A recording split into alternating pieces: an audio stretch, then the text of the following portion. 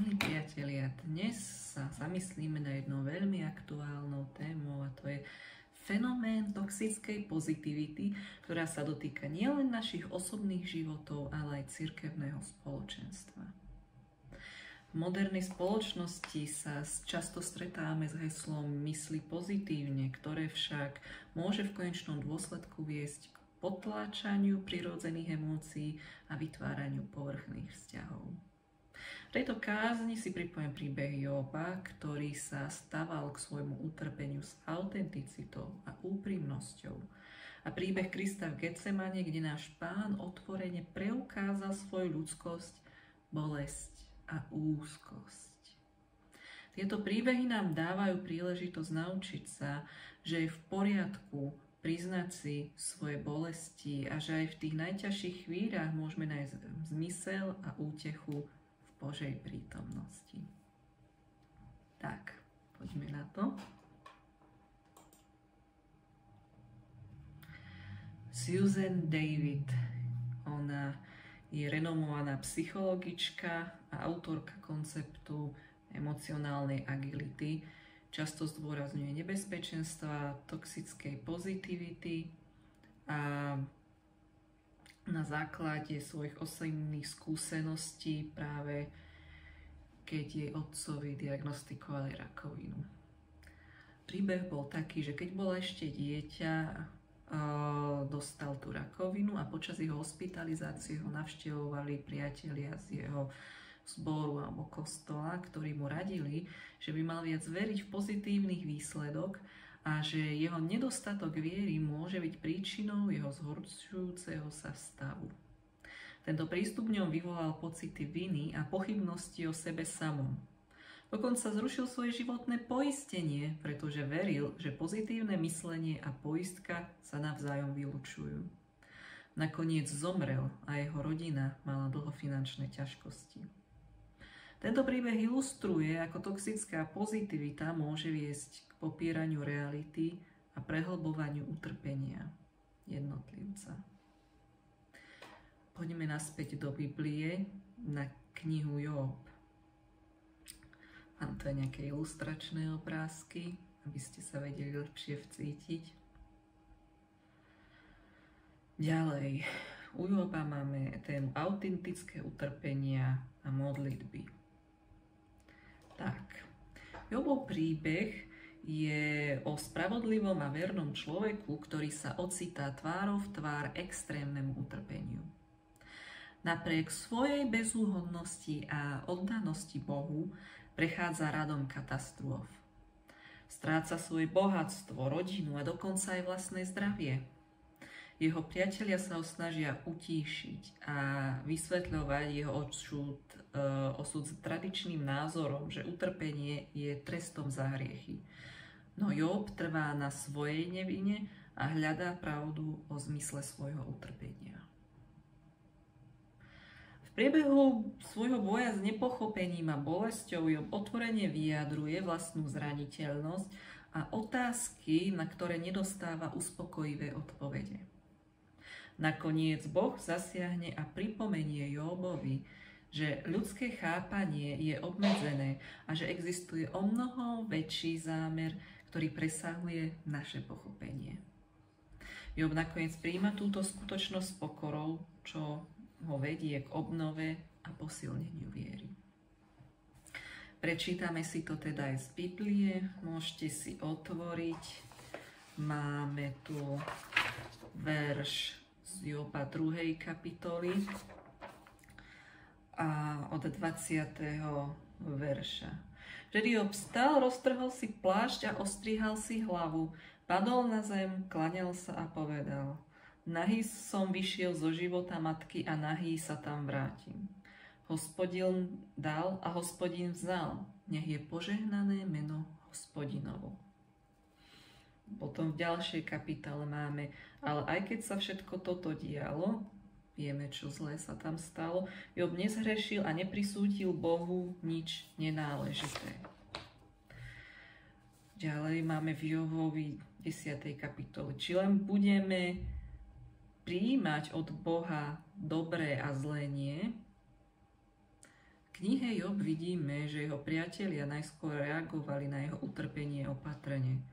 Zostali ticho a nechali Joba vyjadriť svoju bolesť. No potom sa to zvrhlo. Namiesto toho, aby Jobovi ponúkli tiché počúvanie, niekedy ho obviňovali či obhaňovali Boha, čo len umocnilo jeho pocit osamelosti. Na to máme biblický pohľad. V knihe Job nájdeme, že Job kládol otázky a vyjadroval svoju bolesť priamo, bez toho, aby sa obával, že stratí svoju vieru. Hoci sa jeho otázky nedostali okamžite k odpovediam, Boh uznal Jobovú otvorenosť a autentickosť, čo poukazuje na to, že úprimnosť po vyjadrovaní emócií je hodnotná. Job je vzorom človeka, ktorý ani v najťažších chvíľach nepredstieral, že jeho bolesť neexistuje. Čelil obrovskému utrpeniu a napriek povrchnej pozitívnej kultúre okolo seba sa rozhodol priznať si vlastnú bolesť. Na rozdiel od mnohých, ktorí radia mysli len pozitívne, Job prežíval každý moment svojej bolesti a autenticky a s otvorenosťou. Biblický príklad nás učí, že aj keď priateľské rady môžu byť povrchné, je dôležité nájsť cestu k zmiereniu. Po všetkých skúškach Boh Jobovi prikázal, aby sa modlil za svojich priateľov. V Jobovi 42:10, budem parafrázovať, je zaznamenané, že keď sa Job modlil za svojich priateľov, Pán obnovil ich životy. Tento príklad nám pripomína, že modlitba a úprimné vyjadrenie našej bolesti môžu viesť k liečeniu nielen nás, ale aj tých, ktorí nám stoja po boku. Tu máme ešte nejaké príklady zo života. Strata blízkeho. Keď stratíte milovaného človeka, nie je to len otázka prekonania smútku jednoduchým pozitívnym myslením. Je to proces, kde musíte prežiť akoby všetky fázy smútku, akceptovať prázdnotu, ktorú cítite a umožniť si prežiť aj tie horké emócie. Job to prežil bez toho, aby sa cítil nútený vstať a usmiať sa. Potom chronická choroba. Osoby trpiace chronickými ochoreniami často dostávajú radu, že by mali myslieť pozitívne, čo môže pôsobiť ako ignorovanie ich reálnej bolesti a únavy. Jobov príbeh nám pripomína, že je dôležité priznať si svoje pocity a nenechať sa nútiť do stavu, kde sú emócie potlačené. Toxická pozitivita a ešte jej dôsledky. Máme tu k tomu taký citát. Je to, že kultúra, ktorá núti len pozitívne myslenie, často vedie k otupeniu emócií. A konkrétny citát od Brené Brownovej, známej psychologičky a autorky knihy o zraniteľnosti, píše: zraniteľnosť nie je slabosť, ale najväčšia miera odvahy, ktorú môžeme prejaviť. A už spomínaná Susan David hovorí: prijatie všetkých našich emócií, nielen tých príjemných, je kľúčom k celistvému životu. Keď sa snažíme potlačiť akúkoľvek bolesť, nielenže potláčame nepríjemné pocity, ale aj tie radosné a hlboké, ktoré nám umožňujú plnohodnotne prežívať život. A zároveň potom schopnosť príjmať svoje pocity a aj hľadať v nich zmysel je základom pre budovanie hĺbších a autentických vzťahov. Ak sa ľudia cítia, že im je nútené myslieť pozitívne, môžu sa cítiť izolovaní, nepochopení a odsúzení, čo vedie k frustrácii, zlosti a smútku. Tento prístup nás učí, že autentické prežívanie pocitov, nech sú akékoľvek, je nevyhnutné pre náš rast a uzdravenie. Teraz prejdeme na Kristov príbeh Opäť sa mi podarilo tu dať ilustračný obrázok, ktorý je vytvorený AI ako ten predtým. Ale myslím, že aj vyjadruje určitú nádej. Dobre, takže úprimná ľudskosť a výzva k deniu o Kristovej úzkosti v Getsemane. Ak máte Bibliu, môžete si otvoriť, ja tu mám takúto ilustrovanú zmluvu. Nemýlite sa, nie je to pre deti, ale sú tam reálne verše.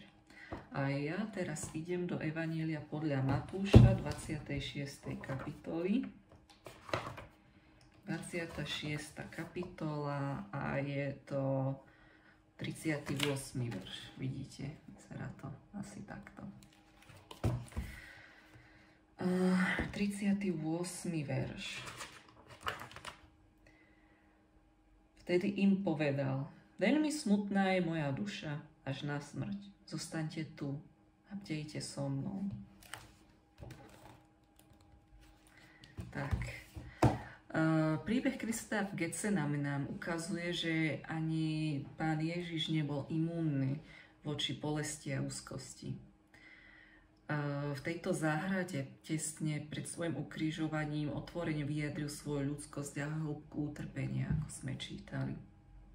Jeho slová nám pripomínajú, že aj tak nás volá k viere a dôvere, pretože keď Pán sám prežíva hlboké bolesti, jeho slzy, jeho pôd a vnútorný boj ukazujú, že úprimné prežívanie bolesti nie je slabosť, ale prejav skutočnej odvahy.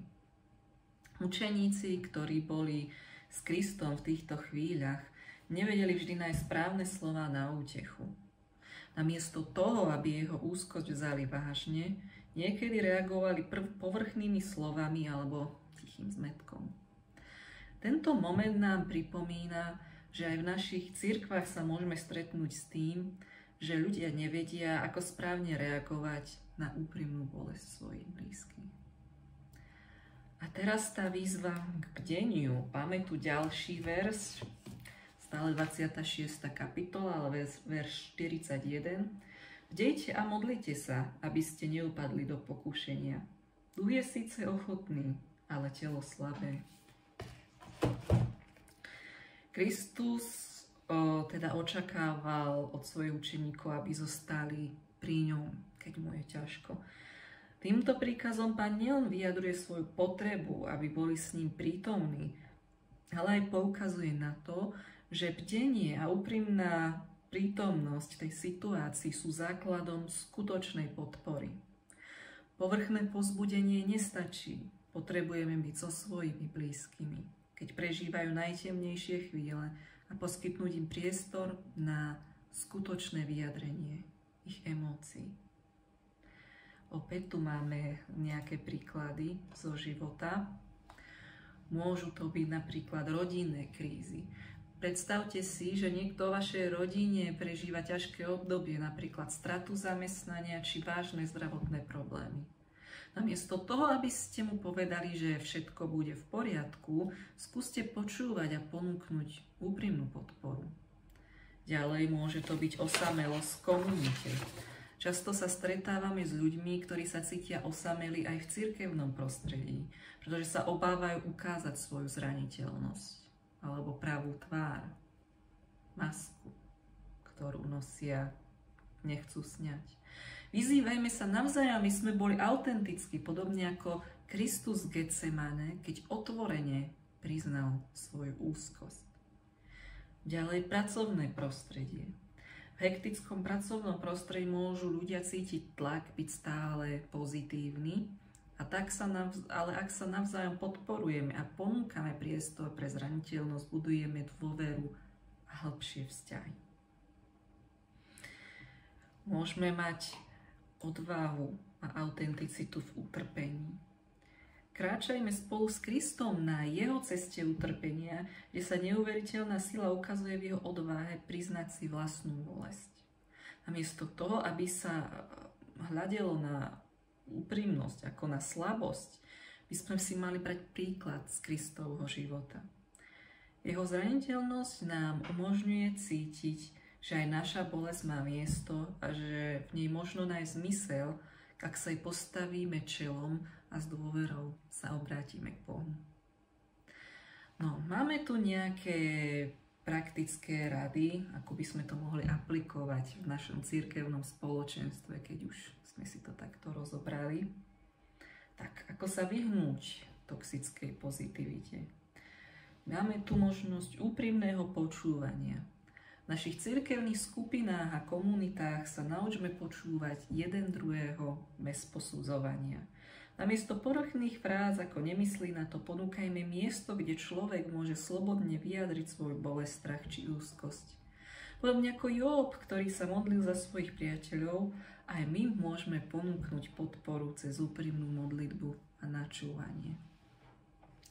Ďalej podporné skupiny. Vytvorme skupiny pre ľudí, ktorí prechádzajú ťažkými životnými situáciami, kde sa budú cítiť počutí a pochopení.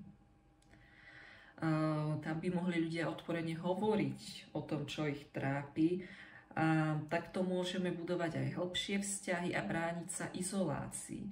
Nie len prostredníctvom slov, ale aj modlitbou a spoločným dnením inšpirovanými Kristovými slovami v Getsemane alebo Jobovými priateľmi, keď len sedeli pri ňom. Ďalej otváranie dialógiu o emóciách. Pozbudzujme členov našej komunity, aby nezostávali sami so svojou bolesťou, ale zdieľajú v duchu vzájomnej podpory. Nech naša cirkev nie je miestom povrchných povzbudení, ale miestom, kde sa dá prežívať celá škála emócií. Naozaj, učme sa, že aj smútok, a strach majú svoje miesto v našom živote a môžu viesť k lepšiemu duchovnému rastu. Potom sa ľudia už nebudú báť ukázať, čo je v nich, a tie vzťahy sa zmenia. Čo by som povedala na záver? Drahí bratia a sestry, dnešná kázeň nás vyzýva, aby sme sa nebránili priznať si svoju bolesť a úzkosť. Nebojme sa. Učíme sa z príbehu Joba, že úprimnosť a tiché počúvanie môžu byť oveľa liečivejšie než povrchné slová. Kristus z Getsemane nám ukázal, že aj náš Pán prežíva hlboké emócie a že v tej zraniteľnosti spočíva sila a pravá hodnota viery. Nech sa v našich spoločenstvách vytvorí ten priestor, kde nemusí byť každý stále pozitívny. Nech sa naučíme niesť ťažké bremená jeden druhého, ako to učí písmo v Galackým 6.2. Noste ťažké bremená jedni druhých a naplňte Kristov zákon. Takže to tu máme napísané. A už len dodám posledných pár slov. Vyzývam vás, aby ste sa zamysleli nad tým, ako môžeme spoločne prekonať toxickú pozitívnu kultúru, ktorá nás oddeľuje od tej skutočnej pravdy. Urobme krok pred a dovoľme si byť samými sebou. S celou škálou emócií, ktoré nás robia ľudskými a zároveň nás spájajú v našej viere. Nech každý z nás odíde s vedomím, že je v poriadku cítiť, čo cítime. Nech nás Pán vedie k autenticite, láske a vzájomnému porozumeniu. Otvorme svoje srdcia a dovoľme, aby nás zraniteľnosť spájala v jednom a úprimnom spoločenstve viery. Amen. Ďakujem za pozornosť. Vidíme sa na budúce.